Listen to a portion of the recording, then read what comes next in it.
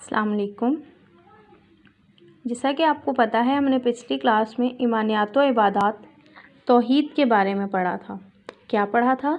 اسلام میں اللہ تعالیٰ کو دل سے ایک ماننے اور زبان سے اس کا اقرار کرنے کو توحید کہتے ہیں۔ لفظ توحید کے معنی اللہ کی وحدانیت کا یقین کرنا اور اس کے ایک ہونے کا عقیدہ رکھنا ہے۔ اللہ تعالیٰ کو ایک ماننا اور اس کی ذات میں کسی کو شریک نہ کرنا عقیدہ توحید کہلاتا ہے۔ اسلام میں عبادت کے لائق صرف اللہ تعالیٰ کی ذات ہے اور جس کا کوئی شریک نہیں ہے۔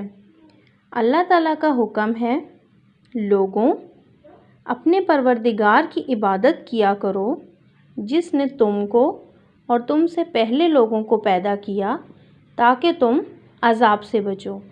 یہ تو وہ تھا جو ہم نے پچھلی کلاس میں پڑھا تھا۔ اب ہم نیکسٹ پیج کی ریڈنگ کریں گے۔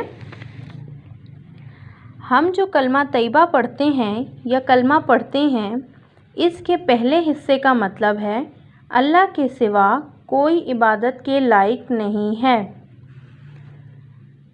ہم جب اللہ اکبر کہتے ہیں تو اعلان کرتے ہیں کہ اللہ سب سے بڑا ہے۔ اللہ سب سے بڑا ہے۔ اللہ تعالیٰ ہی تمام دنیا کا مالک ہے۔ ہم اس کی مخلوق ہیں، اس لیے اسی کی عبادت کرنی چاہیے۔ یہی عقیدہ توحید ہے۔